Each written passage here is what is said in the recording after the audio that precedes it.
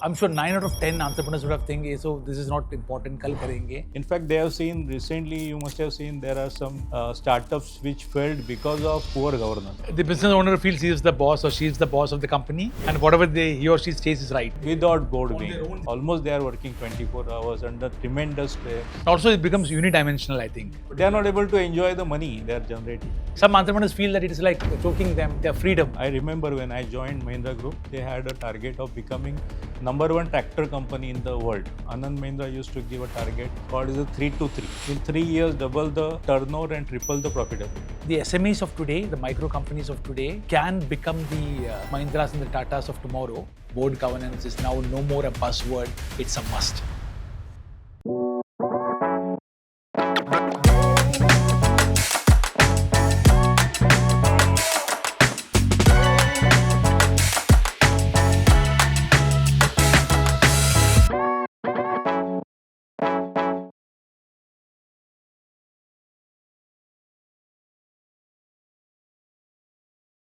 Hi, everybody. What a pleasure to be here. I almost took a pause to get into this season, a fresh new season, because I realized the importance of the subject that we were going to take up during the course of this season on this show. Welcome to The Governance Edge. Last year, when we did the season, we spoke about entrepreneurship being unplugged, and there was such fascinating conversations. I had so much of messages saying there was an eye-opener of ideas which came up in our interactions. What came about during that season was the importance of that one thing which MSMEs, or rather I would say micro and small companies, usually avoid, and that is one of board governance. It's such an important topic that if somewhere to ask me what is the difference between an SME doing well or an MSME not doing well, I would say the one and only solution should be have a board and govern the company through the method of board governance. That's the importance of this topic. As I, in my limited experience and also but compulsive experience, as I see business owners and SMEs across the length and breadth of my little world, I realize the importance of how companies get affected because board governance is not there or not done properly or not even thought about. And that's why the importance of this season with a focus on board governance. Hi, everybody. Pleasure to be here on the show with each one of you. I'm as excited as I'm sure you are, because if one entrepreneur, one business owner, one MSME benefits from this session, I would have felt that this is a little humble mission towards the upliftment of MSMEs that I would have played a little role in this. With that, I want to say hi to this amazing gentleman, Abhijit Pradhan. Abhijit, hi. Hi. How are you doing? Absolutely fine. Absolutely. Pleasure to be having you on the show. Thank you, Suresh. Here is somebody who goes by the company called Big Bang. You have another company called Big Spectra. Right. So I was just thinking, Abhijit, Big Bang and Big Spectra, for somebody who by and large deals more with MSMEs than large enterprises, why is this attachment towards the bigness of the word big? Any thoughts? Was it a trick question or does it make sense? Yeah, big is, typically, every organization, SMEs, mainly MSMEs, they are always planning to become bigger, and big is always in front of everyone that they want to make a big eventually from, MSME. Maybe a big impact. Big impact, big organization, everything big. And I think that's why I'm always fascinated by this word big, and that's why my all company starts with big. So relevant that you say this, because I think a lot of times MSMEs feel they're small, they're little. Yeah. बाद में बड़ा हो जाएगा तो करेंगे. The day is tomorrow, day after tomorrow. But it's important for SMEs, even if somebody forms a company today, to have the mindset of being large, right? Yes. Being arrived. Maturity comes when you are thinking in that zone. Is that something which you attribute to? Yeah, so while working with MSME, what I have observed that, typically almost every MSME, they want to start with mission, vision, values, everything. And then we do a big exercise on, setting the mission, vision, everything. That's fine. But finally, execution plays a very important role, because just setting the mission vision is not sufficient, because finally if they want to become bigger, they should have a roadmap for that, action plan for that. Finally, governance, that plays a very, very important role. And I am fortunate to work with many companies, many MSMEs to to doing this exercise. And the biggest challenge is how to convert that into mission vision to actual action plan, Execution. execution. So execution is everything. Yeah. If any organization is not able to do proper execution, then it just remains on the paper. That is mission and vision. We don't want to do that. We want, so our job is to help organization achieving some kind of a deadlines. That is the overall idea. So mission, vision, execution, deadlines. You could see the pain in Abhijit's face. I would not call it pain, but this earnestness with which he's saying this. A lot of times people will say mission kya hai, vision kya hai. But here is somebody, the gentleman who uses the word so constructively, so consciously. You could almost see him saying it with intent कि वो लोग नहीं कर रहा. I could see the pain on his face rather than the joy, because he's somebody over 39 years, almost like close to 4 decades. Abhijit, you have been playing the role of a project guru, project management professional. You've been a certified project master. You've been handling so many projects. We have worked on a couple of projects together. I understand where you come from. So yeah, we have worked together. Absolutely. I understand the value of how important projects are. Right. It's not only about software projects or IT projects or technical projects. I think every company has to look at projects as a standpoint. And you, when you said about MSMEs, have this have to have this mission to execution scenario. You have worked with MSMEs in India and abroad. Are the problems similar? But before you answer that, I want to ask you about Big Bang and Big Spectra. Yeah. And keep this question in mind, okay? Right. Of MSMEs in India and abroad. But Big Bang and Big Spectra, how are they different? What is it that you're focusing on? I know for a fact that you are a big player, a solid player in making MSMEs implement ERP solutions. Right. Can you speak more about Big Bang and also Big Spectra? Big Bang Consultancy I started after working with corporates like Mahindra Group, Tata Groups. That was my learning from that big companies. And fortunate to work with Tata Group, with companies like Voltas. I was one of the senior professional in Voltas manufacturing plant in Thane, handling almost close to 1,200 workers. And that was handling the blue collared workers. But then within that, I was the production in charge. But if you see, the production also is a sort of a project, because there are targets given every day, every week, every month. We have to achieve certain production quality, the assembly line targets. So these are sort of a monthly targets.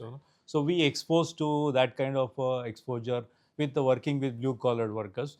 Later on, I shifted. I did my SAP certification, and then I started my career 99 with Mahindra Group company, executing SAP projects. And then I was working with them for almost close to 9 years, one of the group companies of Mahindra's, and almost handled close to more than 50 SAP projects across the globe.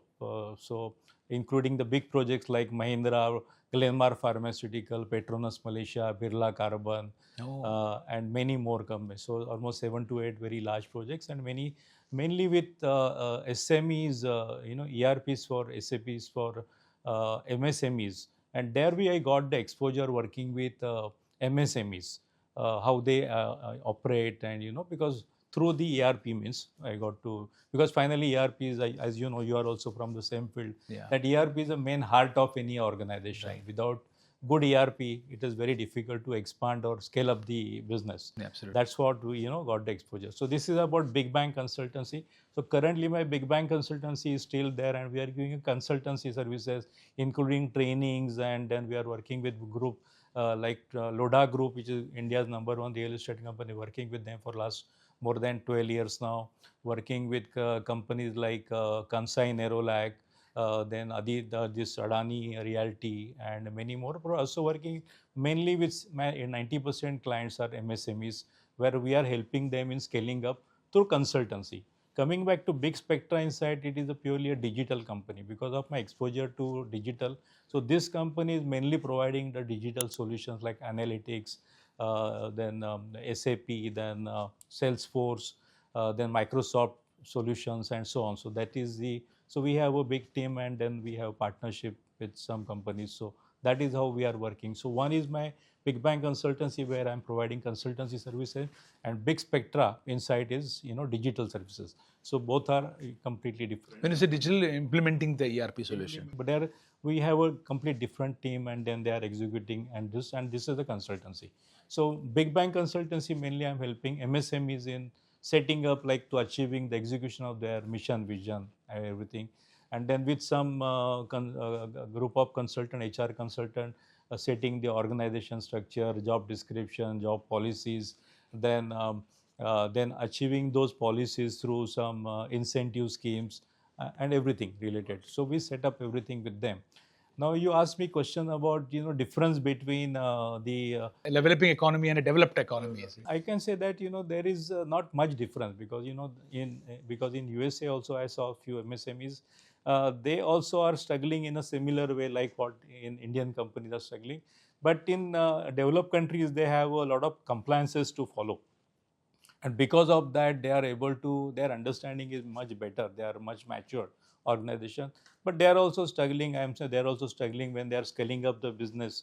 They have their own challenges. How to scale up, how to address the human issues and technological issues, because technology is changing so fast. They are not able to adapt to the those kind of environment. But similar challenges. But in India, the relatively the exposure to technology is still much lesser. So they are still struggling. They have even old mindset. The second generation, which is educated from abroad, they have a better understanding because they are exposed to good universities, abroad universities. So they are able to, their understanding is much better. So there I can see there is huge difference which is happening, like what 10 years back and now there is a huge difference. And people for example, just take the example of ERP. 10 years back, I remember 10 or 15 years back, we used to tell what is the meaning of ERP, what is meaning of SAP and all that. Today everybody knows that. So they are just talking future, next part, like they are talking about actual functionality. They are not asking the question like what is ERP. Yeah. And there is a big change. Yeah, I remember days when ERP was always had the freshness and the relevance. Yeah. The ERP excitement, if I can use, I call it excited resource planning, if I can use the word. At that time, when it was 20 years ago, I never knew I got so old now. Whether it's 20 years ago or now, I think the excitement of ERP is still there very much. Like you said so rightly, those are the days when we used to look at ERP in its full form or the features.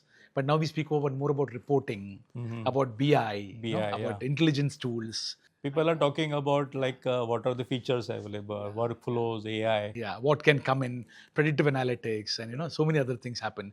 Do you think I'm excited to get into this conversation more into projects? Though I remember very well we are going to speak about board governance, but I'm getting excited to speak to you about project management. Because that's an important thing. I think that's the one thing which leads companies, economies, countries. If projects handled well, even at home, right? If a particular thing is handled very well, things become so very nice. So, looking at projects, do you think the impact of AI, since that's the, I wouldn't say buzzword, but that is very much there, is AI going to take the thunder out of what an ERP can deliver to an SME in terms of how should an SME look? You said technological issues are there. Second generation probably is better than early generation in terms of technical or technology adaptation. Is AI going to steal the thunder away from implementing ERP? No, it will not. Take away the thunder away from the ERP. It will make ERP implementation easier. I see. For example, ERP, the most important challenge, like is the master data. Let's just say is a very important element of any ERP. Right. Most of the time, we struggle in ERP because the data is not available, or data is not in a structured format. Probably it is expected that AI will arrange and organize master data or data which is required for ERP in much faster way where these people are struggling today. Okay. Okay, if AI is able to help organization in doing that, then we can cut down on the ERP implementation time, and we can focus more on the user acceptance test and actual go live and then actual issues rather than streamlining the data, which is actually a non-value added part. So if we give that part to let us say AI, people adoption of ERP will be much better, Becomes more efficient, and more efficient. the delays happening because masters not being in place will not be there. That will not be there. So I am seeing a positive side of AI. Okay. It will help organization because people are more interested in asking the direct questions to ERP. Yeah. That let us say how much is my inventory? What is the valuation of my inventory? Can I reduce my inventory? Can I fulfill the inventory to produce certain goods to which I have to dispatch? Right. These are the simple questions rather than going around. If AI can't give me that answer quickly through say analytics, I think that will be the game changer, and I'm seeing it is going in that direction. Makes sense, right? So here is the master who worked in large companies. He mentioned about starting off at Mahindra's, right? And before that, you started off at Voltas.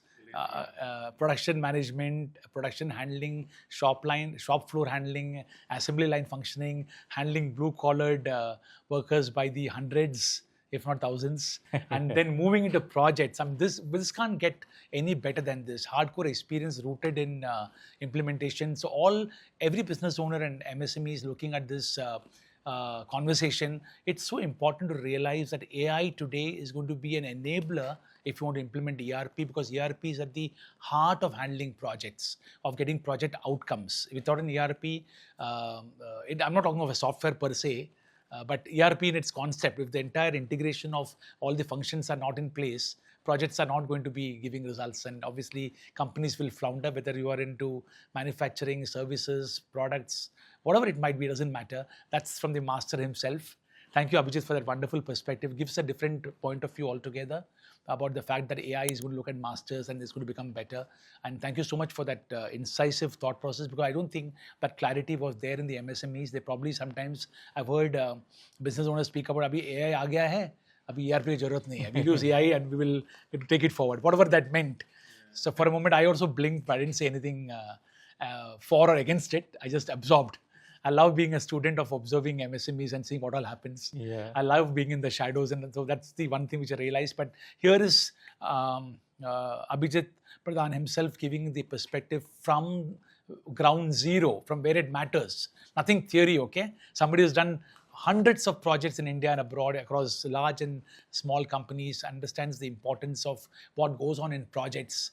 And that brings me to this curve or this turn in this conversation to ask you, how many times that project management or projects get discussed in the board of MSMEs? First of all, wherever you've worked in, has there been a board, whatever that means to you? I'm still to say what a board means, but just giving the suspense with the audience. But is there a board structure in MSMEs that you've worked with?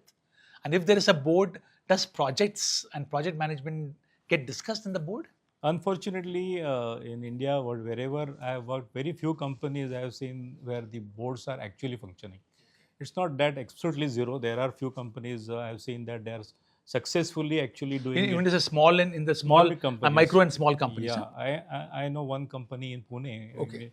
When I started working with them, it was a 60 crore company. Now it is a 650 crore company. Wow. Okay, and you feel board has played a big role? Yeah, and they played. I used to see, I can name the name of the person is Amol Patel, Takshi Auto. I used to work with them. Automobile ancillary company. It's big now. And so I've seen, he actually doing the board and then following the actual principles of board, setting the goals. And actually, I was advisor with them as a SAP advisor, actual implementation.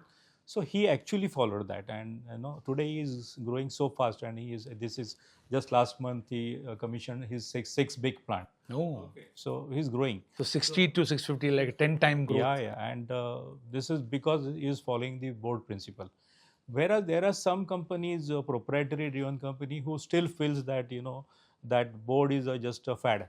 Okay, so they have just nominal board meetings, and then They just discuss a very trivial issues in the board, not actual issues or not actual they want what they want to achieve.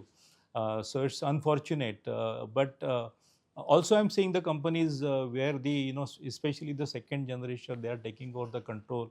They want to learn more. They are actually having an agenda in the meeting, and they are going as per the agenda. They're setting the agenda as per some their, they are setting the some quarterly targets, yearly targets, and actually were discussing as a part of the project the board governance. Okay, that is what is expected from them. So there is a big change which is happening. So earlier, 15 years back, there it was completely absent. It was a namesake they used to do. The business owner feels he is the boss or she is the boss of the company, and Yes, whatever he or she says is right. that is final. Yeah. Okay, they have. I mean, they were expecting board to follow whatever. The owner wanted. Yes. Today, even they are also going to some kind of a trainings, and they are also acquiring the knowledge from others and from their second generation, and they are actually following the board governance and setting the targets. So today, I am seeing a lot of movement in that direction. In fact, they have seen recently, you must have seen there are some startups which failed because of poor governance. Absolutely. Okay. And then there was a discussion happening around that why they don't have governance, and a big startup failed recently only because of wrong governance. Governance not being there. And that is everybody is learning from that the governance is important. Otherwise, scalability is not possible. Right. One more thing, what I observed is that the owners, they are able to achieve targets. I'm not saying they are not able to achieve, but the amount of stress and amount of energy they are putting in achieving that is inhuman. I mean, You mean to say without a board being there, without board on being their there. own, if they Yeah, drive it. almost they are working 24 hours under tremendous stress. Also, it becomes unidimensional, I think. They cut off from the other aspects of They are particular. not able to enjoy the Yeah, money they yeah, are generating. yeah. Or even get solutions to a problem. There might be a multifaceted solution, but because they are unidirectional, Unidirectional. they don't look at other solutions. Yes, yes. They are not discussing with their members. They are not getting a collective wisdom, collecting ideas. Because, okay, I'm coming back to a very important part of the project management, which is normally not discussed. Everybody is talking about, AI, then digitization, human aspect, everything. But there is an important element called the techniques, okay, which I learned in Tata Groups and then Mahindra Groups. I was fortunate to get the training through Tata Business Excellence Model. They earlier used to call the Tata JRD QV, Okay. which they bought the model by paying the royalty to US. Early US they used to call as a Malcolm Baldrige Model. I see. which Tata Group acquired and named it as a JRD QV. Later on, they are calling it business excellence today. So that's a model for developing excellence Excellence in the organization. across functions. Yes. Okay. So, for example, they have some 1,000-point models. Any organization achieving more than 700 automatically can excel in their own area. And there are examples. So, when I was a part of Tata Group, we got this exposure training in this, and then we actually got to execute some project to get the business, get the results. Right. So, which I am following in my business like consultancy. So, techniques. So, there is a part in project management is there are two important elements: tools and techniques. Tools is nothing but you can say all the digital solutions or multiple tools are available in the market. But The ERP that you mentioned is also a tool. yes, ERP is a tool. But technique means Six Sigma, Kaizen, TQM.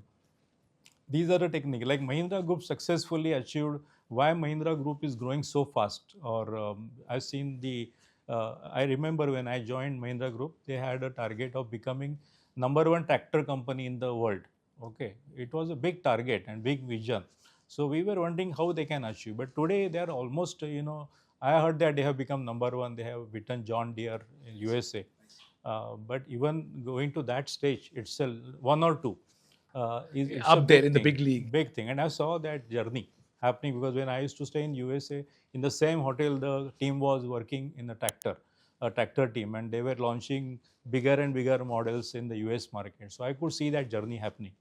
So it was amazing journey, and that was a big learning that how they could do it. So they applied SAP successfully as a tool, and a lot of techniques like TQM, then Six Sigma, Kaizen, and that has a big impact on me, which I am trying to help SMEs in implementing and using that. So what you're saying, Abhijit, is in a board meeting, a serious board meeting really adds value if you speak about these techniques, Yes. which an organization should adopt at different stages of their growth cycle. Then the board meeting becomes more effective. Yeah, I will tell you example. For example, every organization at the, let us say today we are in March. Right, Okay, in March that means next financial year will start from next. right, right. Every organization is setting the annual target. What is annual target? Some kind of a turnover, profitability, It's all about numbers. number. Okay, for example, Anand Mahindra used to give a target called as a 3 to 3. In 3 years, double the turnover and triple the profitability. So 3 to 3. Now this is a simple formula. So every organization has to, say out of 56 group companies, every organization were supposed to show the governance results using this 3 to 3 formula. Now let us say SME, if they are setting some targets in terms of turnover and let us say profitability, that means dividing that into 12 months targets, dividing that into quarterly targets, then monthly targets, then weekly targets and daily targets. Now how you can achieve that? By some systematic governance. So there are tools like ERP. Let us say ERP can show you, the ERP can capture the transaction systematically. That means you are able to capture huge amount of data. Right. Now, if you are able to get the analytics and data, governance is easier. But then there are always some hurdles to achieving that. Okay. Then how you can address those hurdles? By using some very simple techniques. Let us say Kaizen. There are some Kanban boards, or then there are some Kanban scoreboards. Very simple techniques are there, which Japanese people has taught to entire world. By and large, the techniques are with origins in Japan. By and large, most of them. From Japan, yes, most of them. So they taught the world how to do that. So that is what we are trying to do. So simple is that in project governance, setting the targets, and once the target is set, what we in project management we call is setting the baseline. So there are around 3 types of baseline, and once the baselines are ready, like budget is one of the baseline.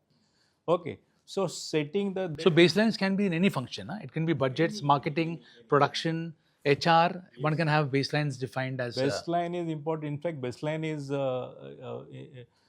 unknowingly we are using baseline in our day-to-day life. Let us say if I am traveling from my office to my home to office, my expected average time is 1 hour. Then that is my baseline.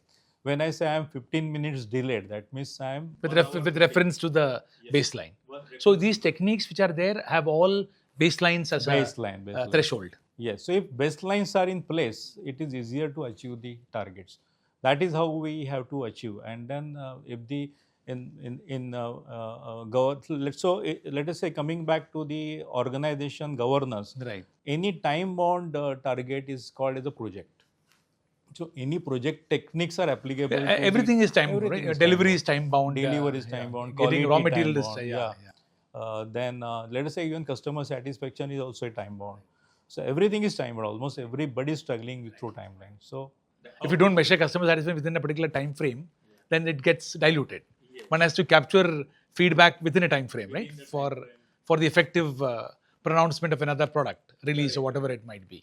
For example, ISO 9000. If you see, people are always fascinated by ISO 9000. But if you see the journey of ISO 9000, when ISO 9000 was introduced in 91, around 90s, people used to follow more of ISO 9000 documentation. Yeah. Okay. Now ISO 9000 is demanding the results out of it. Okay. Oh, is it? I see. So the internal auditor doesn't only look at document compliance, but also looks at results coming out of that. Results. Yes. I see. And results coming out of that based on the target that has been set at the beginning of the year. Or customer feedback. Let us say if you are setting, you want to become excel in some product, then they want to see the product feedback from the client. You can't say that I am better. Customer also should say. On so many parameters. So many parameters. So nowadays, even in project management also, if you see, there are various frameworks which are published in the market. Okay, we are also following some international project management frameworks. So framework also demanding tangible benefits out of that, every project. You can't just have a project but no tangible benefit. That is what is again applicable to, let us say, project like governance. Governance, if you see any organization or if any SME is trying to achieve any target, there is a project governance. So they have to have a project time-bound target, which is nothing a project, and within that they have to set the milestone, achieve the milestone by setting the baseline and achieving by baseline every time. We always give example of Google Map. When we travel from one location to another, we always see Google Map. Google Map is a tool. Right. Okay, but analyzing the Google Map, that's saying that, okay, this is I can go using the optimal route from, Google Point is A to giving you point two B. options. Right, right. So selecting that is a part of technique. Okay, so tool is Google, technique is this, and finally you are able to reach the target. I see. That's so well explained and makes it easier. So can I say that irrespective of the business that I'm in, whether it's a proprietor, partnership, LLP, private limited, whatever is my structure of my company, I have to look at board governance, tools and techniques, whatever I might be selling or producing. Looking at that from day one would make my journey easier, clear, and chances of me hitting the goal is much, much higher than otherwise. You would say that? Definitely. It's not overstepping, right? I start a company today. I'm a young entrepreneur, fresh, and I have a board around me. When I say board, I mean well-wisher or a subject matter expert who mean good for me, good for my company. I'm not necessarily saying you pay money and get some board members. It can be people who mean well for you. If they are in the board and the board means consistently and make sure that tools and techniques are followed, chances of success is almost guaranteed. You would say that? Yeah, almost guaranteed. In fact, I can quote you the very interesting book I read called the TCS story, which is a Tata consultancy. Right. Okay, read from Ram Durai. And in that book, they have mentioned about their journey, because earlier TCS was a very small company and it was a struggling company. Today they have 6 lakh people on their roll, which is the largest employers in the world. Now, how they can reach to that model? Because they consistently improved that. And in that chapter, they have specifically mentioned about this governance part. I see. You know how Chandrasekhar, who is the chairman of Tata Group, was inducted in that board. It's a very interesting story. Ram Durai Is the original managing director of TCS, right? Yeah. So they used to have a informal meeting every Sunday. Even today also they are doing it. Okay, every Monday these 6-7 group board members, they come together with cup of tea or coffee, and they discuss some important matters, challenges of the organization in relative to their baseline, and how to, and so informal discussion. And they in the book they have mentioned that they invited one Harvard professor as a very independent, nothing to do with TCS. Like a visitor for the board meeting. Visitor. And he used to give very different ideas to the organization. So let us say branding related or something, and many challenges. And they used to get a very different angle from that person. And that was a very eye-opener. That's interesting. So you're saying that not only can a board be structured, but we can get extra subject matter experts into the board as a special advisor or a special invitee that can add value to the board. Yeah. Do you think board governance is when really the board makes sure that the SME owner listens to the company for a change and not ask the company to listen to the business owner? Do you think the board governance and board ensures that the SME owner or the business owner is focused on listening to the demands of what the company wants, and they have no option but to listen? Do you think board serves that purpose? Yes. It has to serve that purpose, right? Yes. Correct. I agree. Because board is what? It's different members who are giving some very important inputs to the owner. Right. Because if owner is driving everything, then there is just single mind which is working. If the board is working, that means around 7 to 8 ideas, different ideas which are being shared. Got you. And those ideas finally, gives the final outcome. And that is what is important. So it is very important that owner also should listen to board and not, vice versa. Vice versa. That thing is changing now. So also, will it help? Does it also create a conflict for the business owner where a board tells certain things to be done and the business owner has to implement it through the functional heads or the HODs or the leaders of each department implementing that? Is there a overlap sometimes? Have you seen SME owners struggle to balance the board direction and the execution at the HOD level? Yeah, because what happens that something is decided in board, but those are not conveyed to the HODs You will conveyed meaning in the appropriate in the manner. appropriate manner or from the execution point of view. Let us say they have decided some targets in board, but not conveyed to the execution plan to the HOD in the right way By the business owner. by the business owners. Then the HODs or those people will go on their their in own terms, and there will be completely mismatch. So there has to be some kind of a integration between board and the HODs. For example, some big organization, they have something called as a shadow board. I see. Okay, so shadow board is a practical board. So ideas are decided strategically. Ideas are decided by board, and those ideas are given to the shadow board for execution. And shadow board then gives their inputs to the board, like how they're actually executing. So does this shadow board meet along with the board meeting Sometime they meet, together? sometime they meet, but not But always. not always. Okay. The business owner becomes the bridge between the board, the governance board, and the execution board. Execution board. So sometime they meet for some common meeting, but not always. Normally, those are separate because HODs and so strategically they have some different areas than HODs. So they discuss it separately. But wherever it comes to execution, then such shadow boards or some kind of integration is important. So those inputs, those sharing the ideas are very, very important, critical. That's like gospel from the master himself. The nuggets of truth bolte hai na. That is what we are experiencing on this conversation. Abhijit, really happy that this conversation is so extremely profound. At one point of time, I'm sure 9 out of 10 entrepreneurs would have think, so this is not important, kal karenge. But now I think the conversation that I'm having with you insists that board governance is something which companies and entrepreneurs should look at it from today. You mentioned about TCS, you mentioned about Mahindra, you mentioned about the biggies, but I'm almost tempted to say, Abhijit, that the SMEs of today, the micro companies of today, whether it's in India or abroad, can become the Mahindras and the Tatas of tomorrow, literally tomorrow, if they follow board governance tools and techniques and practices, right? There's nothing like a ceiling. One can easily Right. break the glass ceiling if that process is followed. It's regimental, is it disciplined, but it's also fun to evolve, isn't it? I mean, some entrepreneurs feel that it is like choking them, their freedom. ऐसा नहीं है ना? It's actually learning. See, if you this is a company like Infosys or Tata can say, once upon a time there were also SMEs. Okay, today they have become such a big like organization. They can shake up the We entire. forgot that they were SMEs, right? They were We always SMEs. think they always this Yeah, way. yeah. Whether in TCS story, Ram Dore has clearly said that they used to actually go to door, distributing pamphlets in USA. Oh, I see. Yeah, they have done that job, and they struggled a lot. From team of 10 people to 6 lakh, that's a big journey. And today they have highest weightage in Tata Group.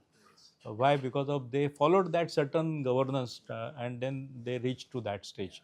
So we can learn. Like, Infosys, as you know, it's a very interesting story. Right. Some people who were working somewhere in corporates came together, 6-7 people, and they formed such a big organization. Right. Again, they were Somebody SMEs. showed me the other day they met at some restaurant at Eros, Churchgate in Mumbai, and that's when they met. The first meeting happened, and nostalgia. That is a learning from them, that why they have not become suddenly such a big, and they are enjoying life today. They have done a lot of money, wealth, they have generated wealth for so many people. So why? Because a structured governance finally, and that's a big learning from them, and that's how we can grow. So would you say that a lot of these deadlines which are there, one is to keep deadlines, one is to focus on achieving numbers. Will that become a joyous journey once a board is there and you are a master in deadlines? Yeah, so our entire stress is that one is achieving the deadline, but achieving the deadline with least involvement of the owner. Oh. That is the idea, because if they are involving and they are achieving the targets, that's not a big fun. But if they are able to achieve the target with least involvement, and by allowing others to work, like delegating the work, because there are again techniques to delegating the work, which they unfortunately many times they have no idea. So if they can do that systematically, they can actually reduce the burden, they can enjoy the wealth they are creating. they are not able to sometimes enjoy the wealth. I'm seeing a lot of entrepreneurs generated huge amount of wealth, but not able to even go for a 5 days of Suddenly they feel time has run out. vacation. Okay. And also, I've also seen when it's mentioned about entrepreneurs with wealth, even if they want to exit the business, right? Today, I think almost every business has got a shelf life, right? Nothing goes on forever. It could be for whatever reasons.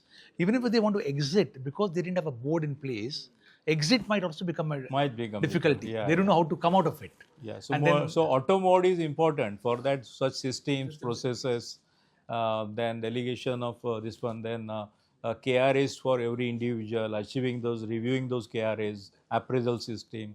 All these are all interconnected.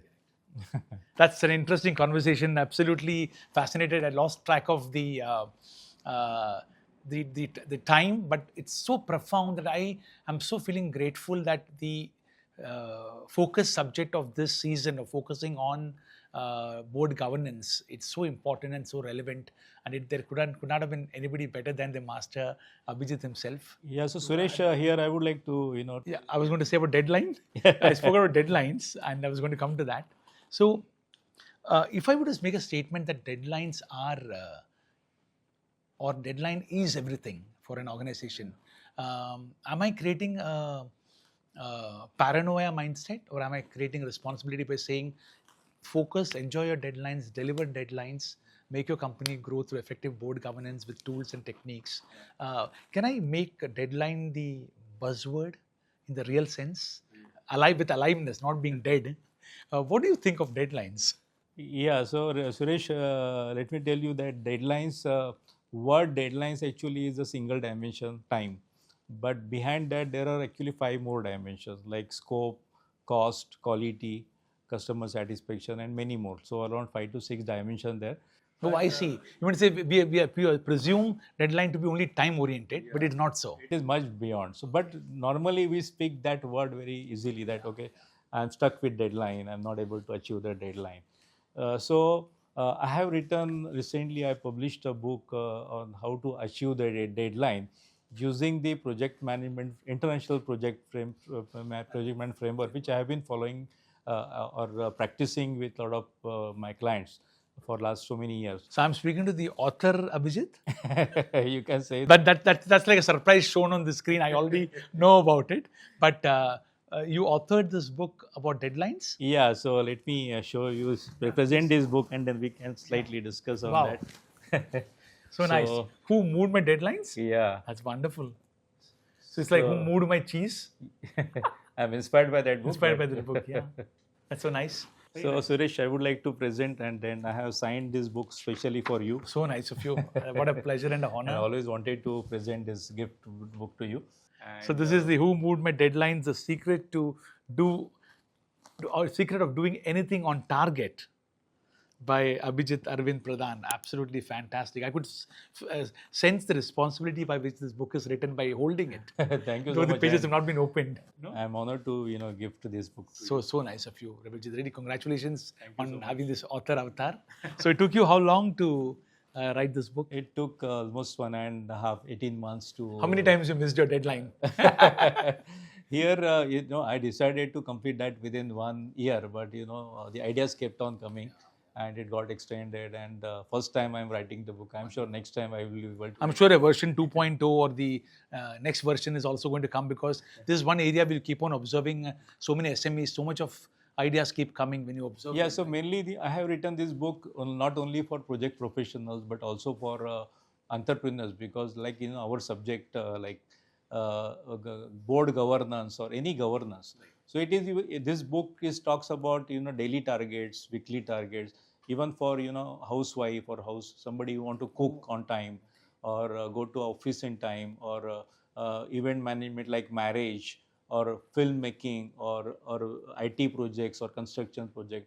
So I use all my experiences, every 18 chapters, and every chapter starts with my own story, and then relating to the particular tech. That reminds me, there are so many, as part of working with startups, I'm also involved with doing boot camps in universities when there are incubation centers, startup encouraging centers, so to say. I think it must be a must syllabus for startups, the incubation IIT, center. IIT Mumbai has decided to keep this. Just yesterday, I got this message that IIT Mumbai.